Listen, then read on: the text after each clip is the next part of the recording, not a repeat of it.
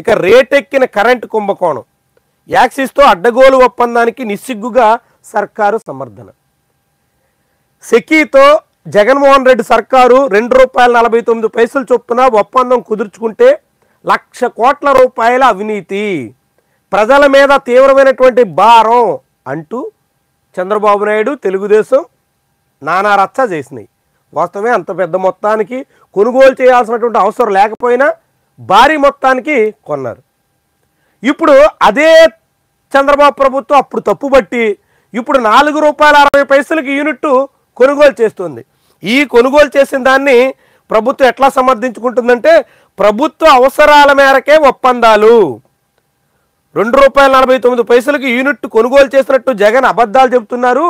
మేము ₹4.60 కొనుగోలు చేయడం వెనక ఈ యాక్సిస్ ఎనర్జీ అనేటువంటి సంస్థ ఆంధ్రప్రదేశ్లోనే ప్రొడక్షన్ చేస్తోంది కాబట్టి ఆంధ్రప్రదేశ్లో ఉద్యోగాలు వస్తాయి, ఆంధ్రప్రదేశ్ వాసులకి మేలు జరుగుతుంది కాబట్టే ఎక్కువ రేటు కూడా మేము కొనుగోలు చేస్తాం అన్నట్టుగా సమర్థించుకుంది. ఎంత విచిత్రమైనటువంటి వాదన చూడండి.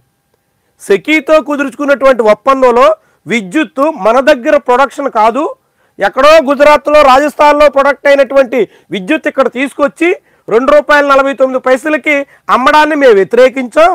అదే యాక్సిస్ ఎనర్జీ అయితే ఆంధ్రప్రదేశ్లోనే ప్రొడక్ట్ చేస్తుంది, ప్రొడక్షన్ ఇక్కడే కాబట్టి మేము ₹4.60 ఇచ్చాం. దీనివల్ల ప్రొడక్షన్ ఇక్కడ చేయడం వల్ల ఆంధ్రప్రదేశ్లో జనానికి ఉపాధి వస్తుంది, అందుకనే మేము సమర్థిస్తున్నాం అంటూ ఏ రీతిని సమర్థించుకుంటుందో చూడండి ప్రభుత్వం. చూడండి, ఇక్కడ రాష్ట్రంలో పునరుత్పాదక విద్యుత్ ప్రాజెక్టు ఏర్పాటు చేయడం వల్ల ఆంధ్రప్రదేశ్ యువతకు ఉద్యోగ ఉపాధి అవకాశాలు లభించడంతో పాటుగా ప్రభుత్వానికి పన్నుల రూపేణా లబ్ధి చేకూరుతుంది. స్వలాభం కోసం జగన్ చేసుకున్న విద్యుత్ ఒప్పందాలకు, ప్రజా అవసరాల కోసం ముఖ్యమంత్రి చంద్రబాబు ఆధ్వర్యంలో చేసుకున్నటువంటి ఒప్పందాలకు చాలా వైరుధ్యం ఉంది అంటూ విద్యుత్ మంత్రి గొట్టిపేట రవి అంటున్నారు. అంటే కరెంటు ఆంధ్రప్రదేశ్లో కుదుర్చుకుంటే యూనిట్కి ఎక్కువ రేట్ ఇస్తారనమాట ఇక్కడ ప్రొడక్షన్ చేస్తే. ఎందుకనట, ఇక్కడ ప్రొడక్ట్ చేయడం వల్ల పన్నులు వస్తాయట.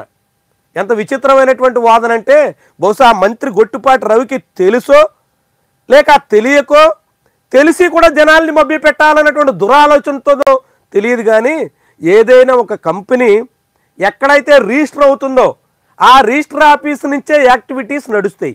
రిజిస్టర్ ఆఫీస్ ఎక్కడుంటే అక్కడే పన్నులు కడతారు. ఆంధ్రప్రదేశ్లో ప్రొడక్షన్ చేసినంత మాత్రాన గ్రీన్కో కంపెనీ రిజిస్టర్ ఆఫీస్ హైదరాబాద్లో ఉంటే ఆంధ్రప్రదేశ్ ప్రభుత్వానికి పన్నులేమీ రావు. ఈ యాక్సిస్ ఎనర్జీ అనేటువంటి కంపెనీ కూడా ఎక్కడో హైదరాబాద్లో, ముంబైలో రిజిస్టర్ అయితే అక్కడికి పన్నులు వెళ్తే ఆ రాష్ట్ర ప్రభుత్వానికి ప్రయోజనం చేకూరుతుందే తప్ప ఇక్కడ ప్రొడక్షన్ చేసినటువంటి రాష్ట్రంలో దక్కేటువంటి ప్రయోజనం నామమాత్రం. ఈ విషయాన్ని జనానికి మభ్యపెట్టే దానికోసం ఈ మంత్రి ప్రయత్నం చేస్తున్నట్టు కనిపిస్తుంది. అంటే ఆంధ్రప్రదేశ్ ప్రభుత్వ వాదన, మీరు ఎందుకు ఎక్కువ రేటు కొంటున్నారంటే, తాటి చెట్టుకి ఎందుకు ఎక్కామంటే ఏదో కథలు చెప్పినట్టుగా, దూడకి గడ్డి కోసం అని చెప్పినట్టుగా ఈ ఉదంతం మనకు కనిపిస్తుంది. అసలు ఎక్కువ రేటు కొనుగోలు చేయడంలో భారీ అక్రమాలు జరిగాయి, 1700 కోట్ల రూపాయలు జగన్మోహన్ రెడ్డి తినేసినట్టు అమెరికా కోర్టు కూడా చెప్పింది అని తెలుగుదేశం పార్టీ నేతలు నానా రచ్చ చేశారు.